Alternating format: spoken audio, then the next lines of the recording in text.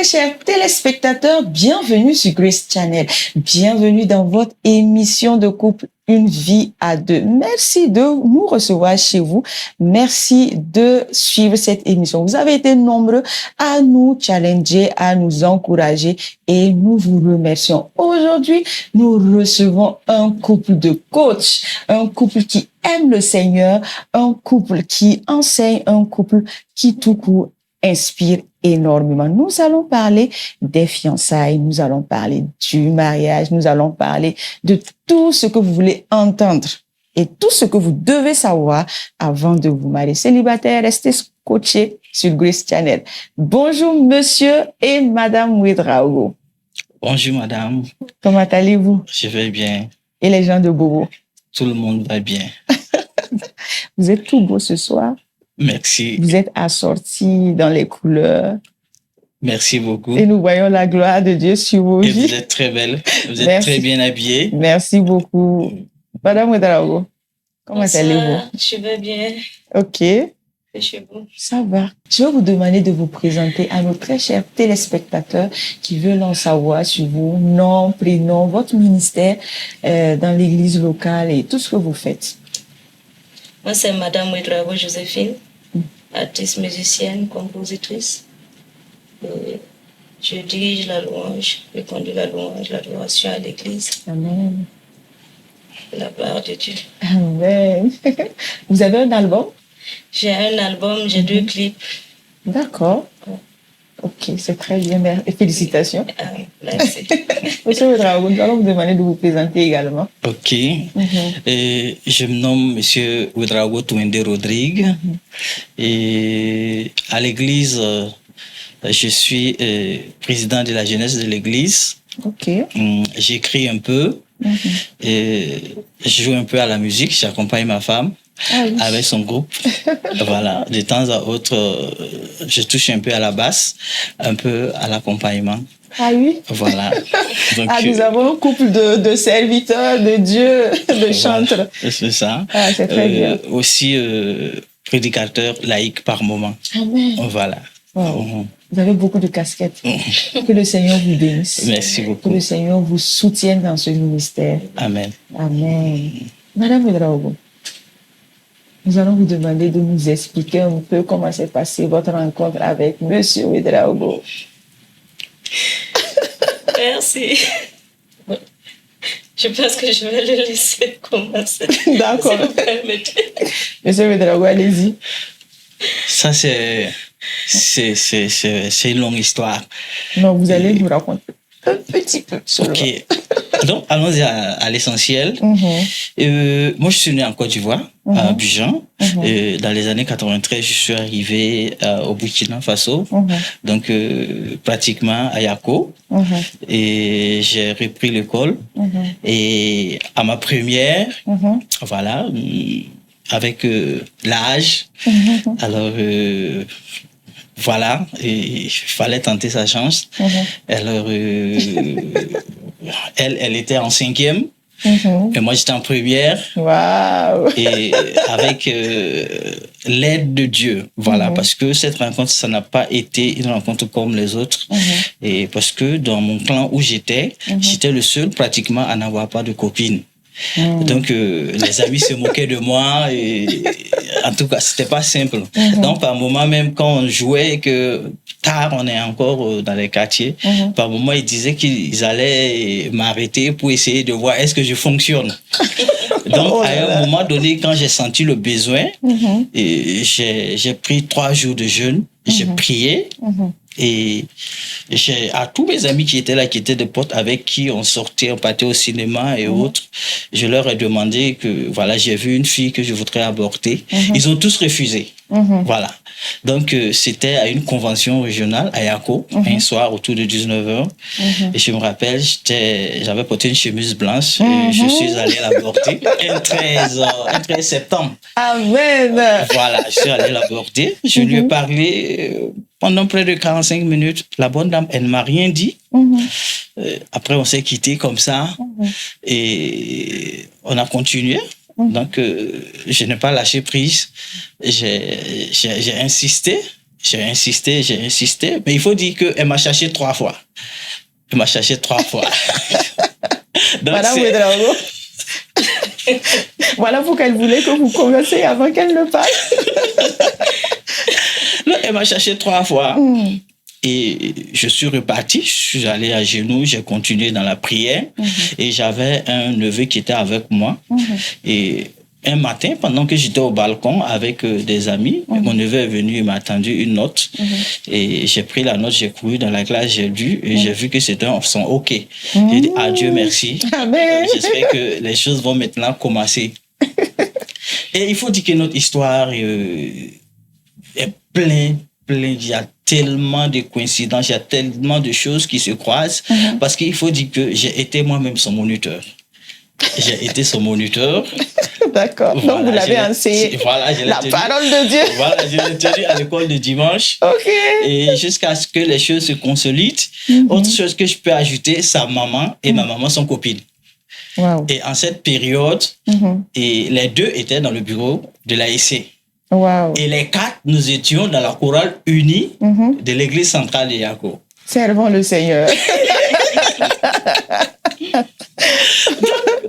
Et quand on essaie de regarder la ressemblance entre les pères, c'est pratiquement le même taille, le même style d'habillement. Et oui, même style d'habillement. Et ça fait que jusqu'à aujourd'hui, quand beaucoup de personnes nous voient et disent que est-ce que ce n'est pas ta petite sœur ou bien c'est pas ton grand frère? Effectivement, vous ressemblez. Donc ça a été comme ça. Mais comme on était très jeunes, on a vraiment rencontré les griffes des parents. Voilà, donc il fallait qu'on reparte dans la prière, chacun de son côté, parce que il faut dire que c'est vrai que la rencontre a eu lieu, mais compte tenu du fait que les parents étaient proches, on ne pouvait pas se fréquenter. Donc les choses se faisaient à distance. Et comme on n'avait pas de téléphone en son temps, c'était les petites notes. Voilà, donc, les petites lettres. Voilà, les petites lettres. Parce que elle, si sa maman la voyait avec moi, il faut savoir qu'on allait la frapper ce soir.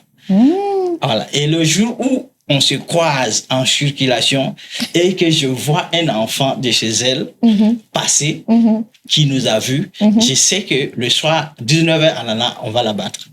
Donc, c'était chaud, hein? Oui. Donc, aux alentours de 19h, 20h, moi, je commence à rôder.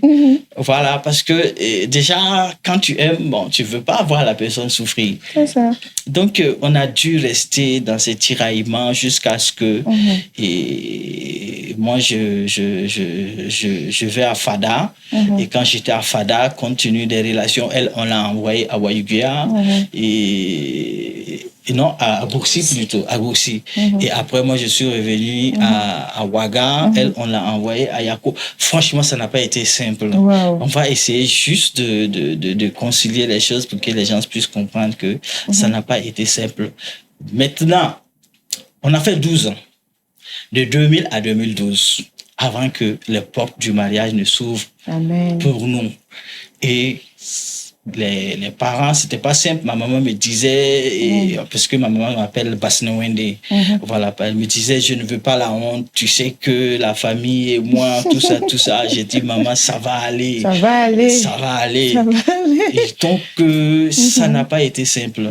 Et jusque j'obtiens mon concours et je pars pour la première phase de formation et je reviens. Et un soir, je prends mon courage à deux mains, je vais chez elle. Et puis, c'est à la raccompagnant qu'elle m'a dit, écoute bébé. Et maman m'a dit que... Écoute bébé, c'est chaud. Maman m'a dit que si tu es sérieux dans ce que tu es en train d'entreprendre avec moi, il faudra faire venir la famille. Voilà. Et là, je suis allé voir... les frères, disons, pas les frères, mais les anciens de l'église et les amis de papa qui étaient là et qui m'ont accompagné.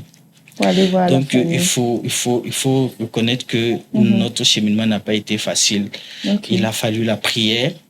Il a fallu la prière. Nous, on pouvait jeûner 2 fois par semaine. Voilà, parce qu'il y avait vraiment des oppositions. Et si ce n'était pas Dieu, ce mariage n'allait pas avoir lieu. Et si nous sommes là, sur ce plateau, je dis, c'est toujours par la grâce de Dieu. La grâce de Dieu. Voilà. Et toute suffisante. Ah ouais. Et qui vous a unis. Alors, justement. nous rendons grâce à Dieu pour cela. Amen. Madame Ouedraogo, comment s'est passé votre cheminement côté sanctification? Comment faire? Qu'est-ce qu'on peut faire? Qu'est-ce qu'on ne peut pas faire quand on est fiancé? Et pour nous particulièrement, comme il est en train de dire, à cause des tiraillements de deux familles, c'est pas la prière qu'on est arrivé à là. Parce qu'avec les tiraillements, nous-mêmes, on avait du mal à se rencontrer. N'en parlons pas de faire autre chose. Et comme il a noté, je n'avais même pas le droit de le saluer en circulation. Parce que j'avais les 1000 problèmes. Il faut noter que on est toutes des filles chez nous. Donc ma maman ne s'amusait pas. Elle ne voulait pas, en fait, qu'il y ait une brèche d'erreur dans votre éducation. Oui. Et vous connaissez notre société. Un tel n'a pas eu de garçon. Les filles, ils vont tout dire sur vous. Donc, ma maman, pour cela, elle était vraiment rigoureuse. Mais je rends grâce à Dieu parce que dans son comportement, dans sa manière de nous suivre, ça nous a canalisé sur le droit chemin. Amen. Je pense que de nos jours, des gens qui vont suivre 12 années avant de se marier, c'est très rare, ça se compte au bout des doigts. C'est ça. Et si c'était d'autres, peut-être ils allaient lâcher. Moi-même, c'est ce qu'il a dit, j'ai lâché prise 3 fois. Parce que c'est compliqué. C'est compliqué. Mais par la grâce de Dieu, c'est en 2012 qu'on a pu chez nous. C'est ça. Maintenant, vous avez parlé de la distance, vous n'étiez pas ensemble. Mais je pense que vous aviez des valeurs. Et je voulais que vous parliez de ces valeurs. Comment on fait? Est-ce que quand on est fiancé, il y a des choses en tant que chrétien, en tant qu'enfant de Dieu, qu'est-ce qu'on peut faire en tant que fiancé? Qu'est-ce qu'on ne peut pas faire en tant que fiancé? Madame Ouedraogo, allez-y. Merci. En tant que fiancé ou non, je pense que, comme la parole de Dieu nous dit, tout homme est né pécheur. Je pense qu'on peut fuir le péché. Amen. Il y a des stratégies, des voies à suivre pour éviter de tomber dans la tentation. Voilà, nous, on a eu la chance, à notre temps, il n'y avait pas de téléphone. Et par exemple, quand lui, il était à Fada ou à Ouaga, si tu écris une note, même souvent, ça peut faire des mois. Avant d'arriver. Donc, c'était pratiquement difficile. Donc, qu'on soit fiancé ou pas, c'est mieux de se garder dans la sanctification. Amen. Si on veut être honoré par Dieu. Amen. Amen. Et monsieur Ouedraogo, dans vos lettres, qu'est-ce que vous parliez de quoi? Vous parliez des valeurs que vous alliez avoir quand vous serez mariés. Vous parliez de quelles étaient vos discussions? Ok. Déjà, ma manière de l'aborder était assez spécifique et je pense que cela a compté pour moi. Parce que quand je suis allé lui voir pour lui parler de mon intérêt pour elle, je ne suis pas allé lui dire que je voudrais que nous tentions une relation ou que je suis venu pour que nous soyons amis. Je suis parti et je lui ai dit la chose telle que il fallait le dire.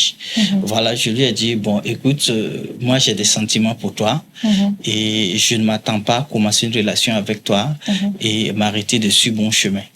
Alors, je voudrais qu'on puisse mettre cela en prière et attendre ce que Dieu va nous dire.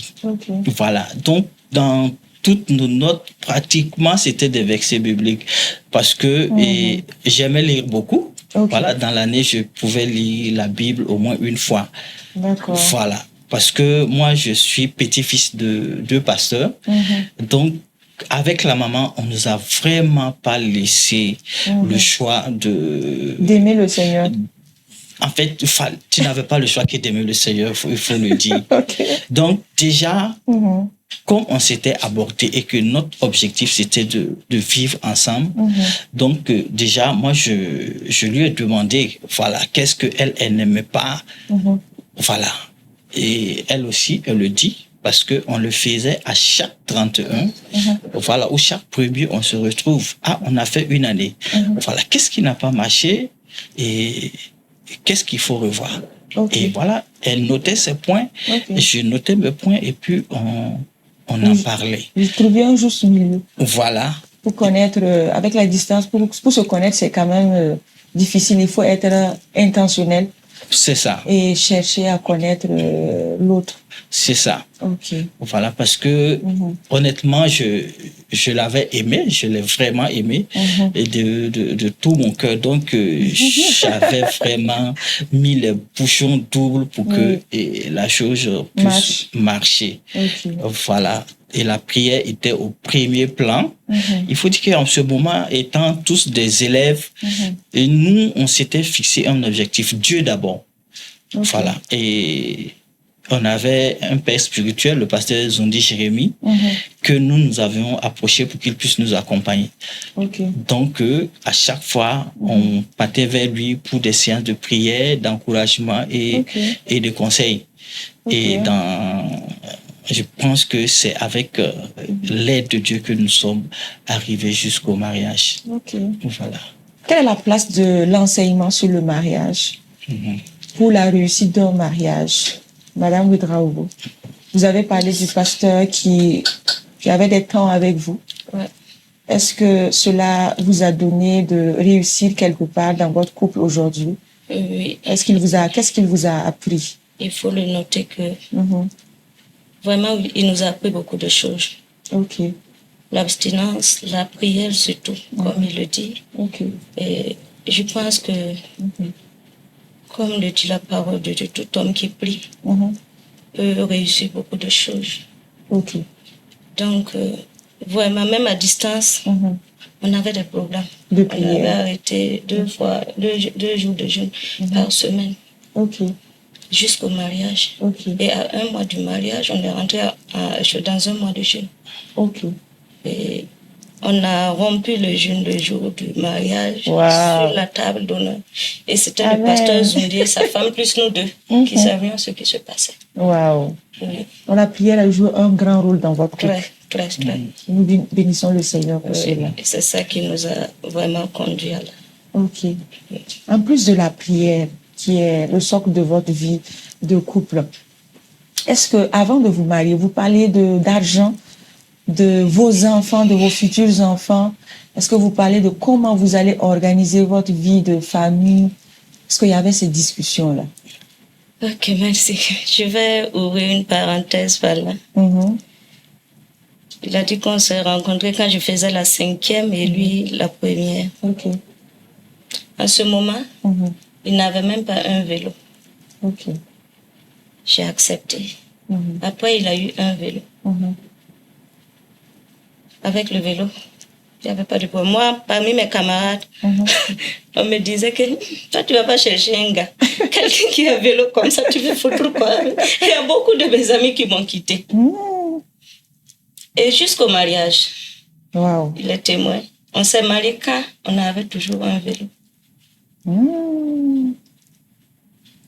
J'ai ouvert cette parenthèse pour dire aux jeunes gens, ceux qui sont fiancés, ne vous basez pas sur la richesse de l'un ou l'autre pour vous marier. C'est très important. D'accord. Si c'est Dieu, accepte-le comme il le faut et Dieu fera le reste. Et aujourd'hui, nous rendons grâce à Dieu. Amen. Pour les grandes choses que Dieu a fait pour nous et continue de faire. Peut-être si j'avais refusé, j'allais me marier mal. Peut-être lui aussi, il allait mal se marier. C'est ça. Les destins sont séparés. Oui. D'accord. Au-delà de ne pas s'intéresser au matériel, voir l'homme avec ce qu'il a ou ce qu'il n'a pas, je voudrais encore pousser. Vous parliez de finances, comment vous allez organiser vos dépenses dans le mariage, comment vous allez faire. Est-ce que vous parlez de ces genres de choses-là? Quand Dieu va nous donner tant, on va faire comme ça. Quand nous aurons des enfants, est-ce que vous parlez de tout ça avant le mariage? Oui, on a parlé de tout ça avant le mariage et même jusqu'à présent. D'accord. Et jusqu'à présent, je peux dire que je gère sa carte bancaire. Et à la fin du mois, je fais les dépenses du mois. On part et retirer ça. On fait tout ensemble. Vous faites tout ensemble. Côté finance. D'accord.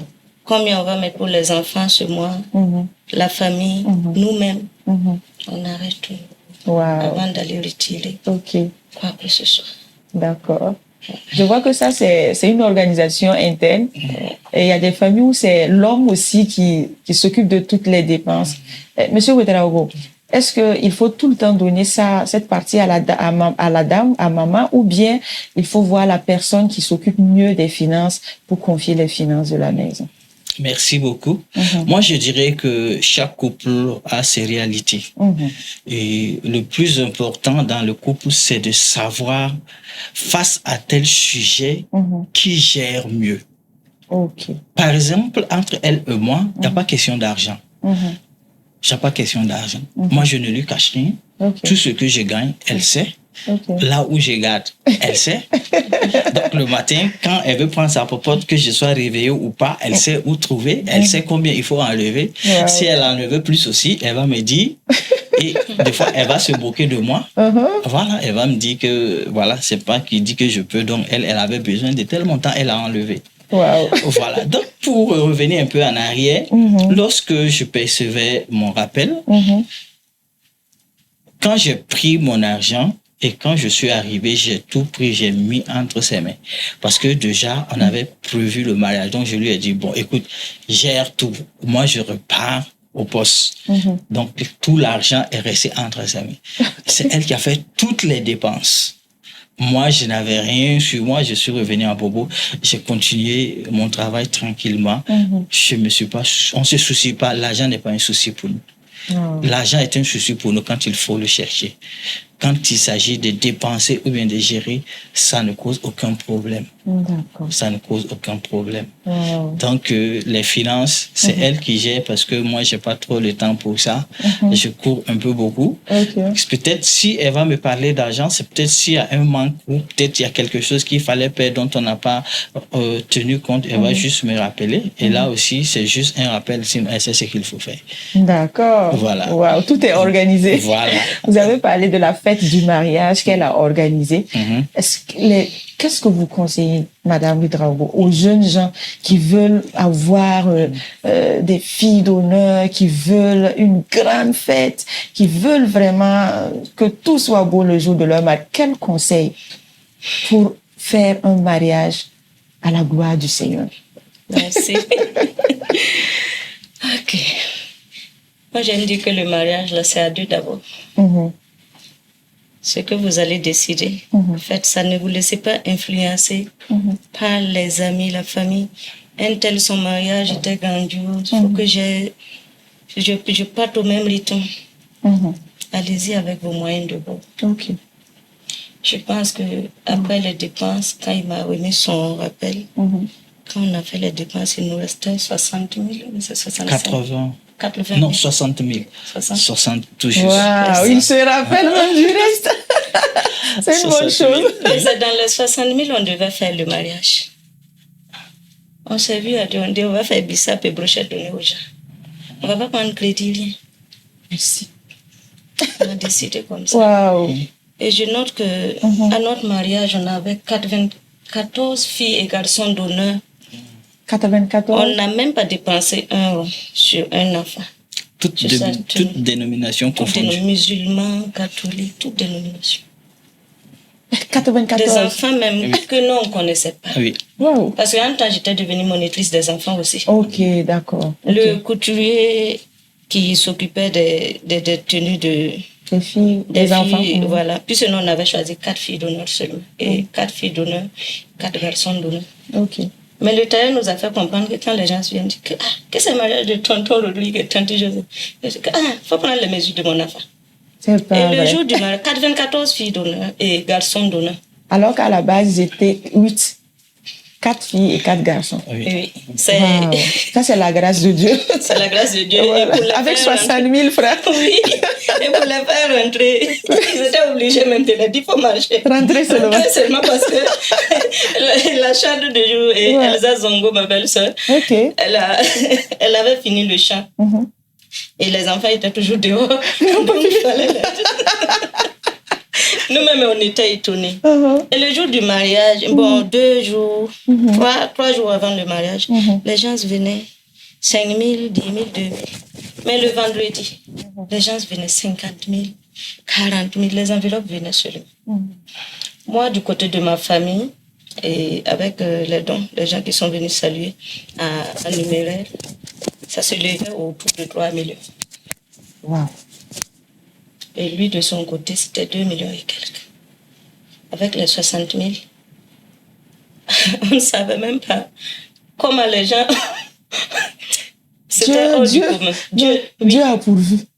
Et à la fin, je pense que c'est 18 caisses de boissons même qui sont restées. Wow. La grâce toute suffisante du Seigneur. On avait prévu de faire la réception juste devant l'église après le mariage. Oui, Bissap et Brochette. Mm-hmm. Et à notre grande surprise, le vendredi, il y a sa tante qui a appelé que la réception est où.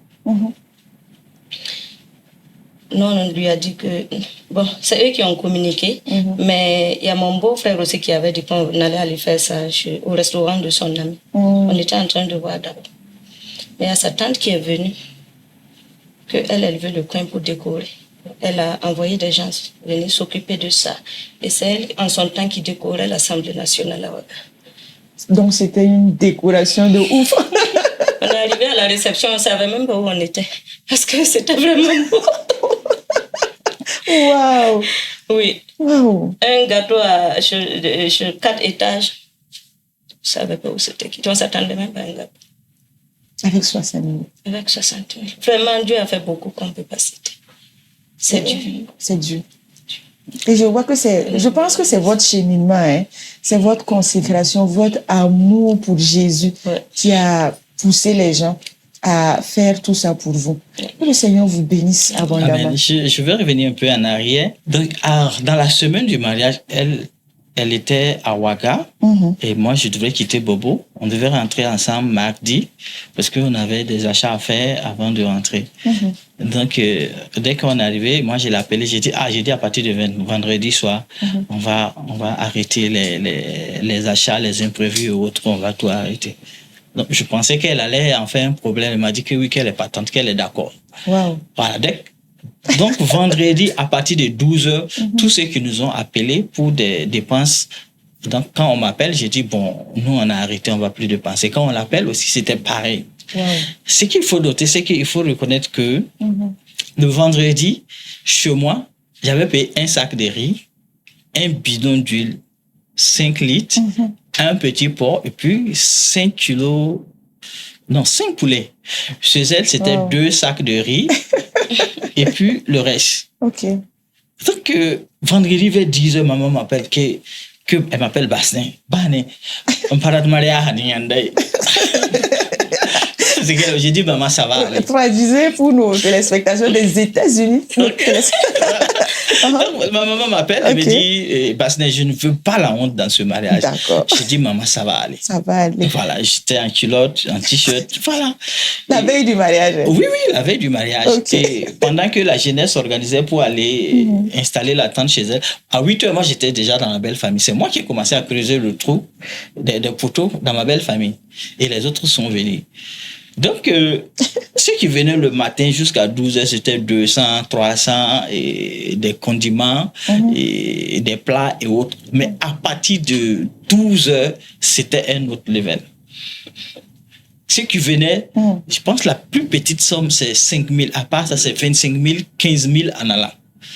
Voilà. Donc, le vendredi soir, autour de 19h, ma maman m'a appelé que l'argent qu'elle a reçu, c'est suffisant. Donc, elle va aller prendre un sac de riz, elle va faire venir du gonré, elle va faire venir du benga, et comme la petite sœur est là, ils vont commencer à faire des gâteaux. J'ai dit, il n'y a pas de problème, j'ai dit, gérer. Quelque temps, quand j'ai fini d'échanger avec ma maman, elle m'appelle, la maman dit que ce qui est rentré chez eux, ça peut encore prendre un sac de riz, donc ils vont ajouter. J'ai dit, il n'y a pas de problème. À 23h, ma maman m'appelle qu'elle peut encore prendre un autre sac de riz. J'ai dit, il n'y a pas de problème. Donc chez elle aussi, elle m'a appelé à la même, maman dit qu'ils vont prendre un autre sac de riz. J'ai dit, il n'y a pas de souci. Et on était là. Elle priait dans son coin, moi je priais dans mon coin. Ouais, parce que vous étiez un jeune. Voilà, on était un jeune. Ouais. Donc, comme elle a expliqué, par exemple, moi, ma tenue, je n'ai rien payé pour mon costume, ni ma chaussure. Oui, c'est des amis qui se sont concertés depuis la France et les États-Unis qui m'ont fait un western. Oui, que de prendre pour le costume. Wow. Et donc, j'ai appelé le vendeur, puis j'ai retiré mes habits. Elle, sa robe, c'était pareil. C'est une de nos tantes qui l'a appelé et qui lui a dit d'aller à Tanguin, d'aller voir telle couturière et pour des mesures. Nous, on ne savait pas c'était quel genre de mesures. C'est après qu'on s'est rendu compte, quand on l'a appelé pour les retouches, qu'on s'est rendu compte que c'était la robe de mariage. Wow. Voilà. Donc, pour le gâteau, nous, on n'avait pas prévu de gâteau. Donc, c'est toujours tard dans la nuit que et d'autres dames de compagnie rentrent la voix qu'on lui a remis de l'argent de faire du gâteau. Donc, comme elle était pâtissière, elle a fait le gâteau. Wow. Voilà. C'est un gros témoignage. Hein? Oui. Elle a fait le gâteau. Okay. Et pour la décoration, il s'agit de Justine Sawadgo. Okay. Voilà, elle a un service traiteur à Ouagadougou. Okay. Donc, pendant que nous sommes en train de répéter les pas d'entrée, c'était avec Rakis Zongo, avec son épouse Elsa, voilà, qui était venue pour assurer les pas d'entrée. Donc, c'est là, ma tante m'appelle qu'il y a une équipe de service traiteur qui est devant l'église et ils sont là pour décorer. J'ai dit, non, on n'a pas déterminé un lieu comme ça, hein. Et c'est là, et mon Kobo m'appelle que d'aller à l'auberge Shalom parce que lui, il a réservé la tente principale pour nous. Voilà. Donc, nous, on finit et la répétition. Bon, et puis, le protocole me dit, bon, il faut aller quand même voir le lieu. On arrive. C'était waouh, c'était inattendu. Et les chaises, la décoration, la lumière. Franchement. Tout était chic. C'était chic. C'était vraiment chic. Et on est rentré. Quand on se retourne pour regarder le cortège, c'était inattendu. L'église était pleine, l'étage rempli, les gens étaient dehors.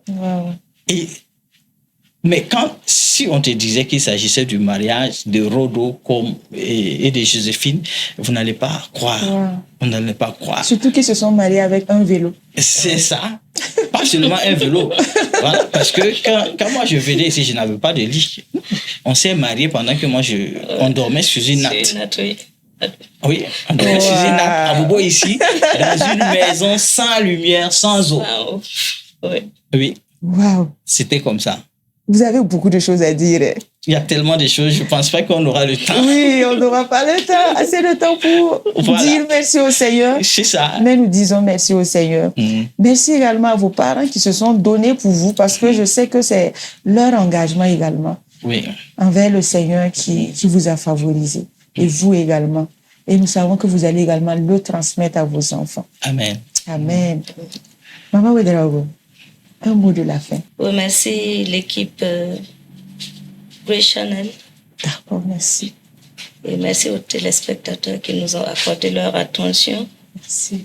Et je prie que le Seigneur ouvre la porte du mariage à ceux qui sont toujours en chemin. Et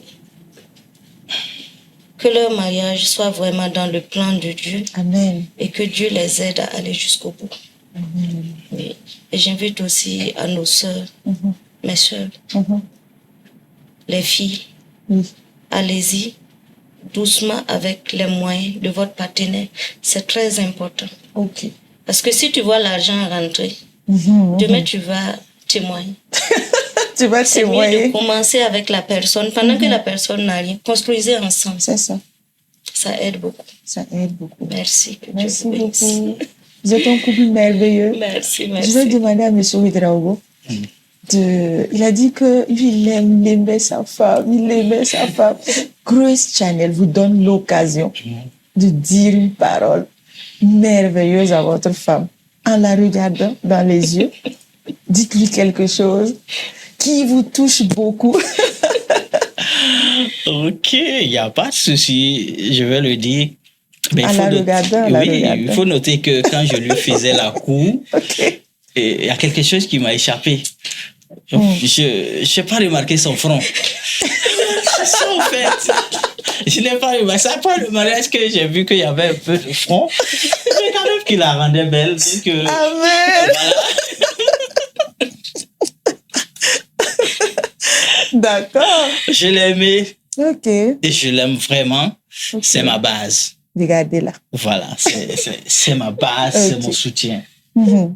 En fait, Regardez là. sans elle, je n'allais pas pouvoir tenir jusqu'à aujourd'hui. Amen. Amen. Elle Mhm. n'est pas que mon épouse, Mhm. c'est mon amie, c'est ma copine, c'est ma pote, c'est ma confidente. Amen. Merci. Voilà, donc c'est mon trésor. Et c'est la seule personne avec qui je peux tout faire sans me confesser. Wow. Madame Ouedraogo, C'est bon. c'est fort. Très chers téléspectateurs, merci de nous avoir suivis. Merci de rester connectés sur Grace Channel. Que le Seigneur vous bénisse.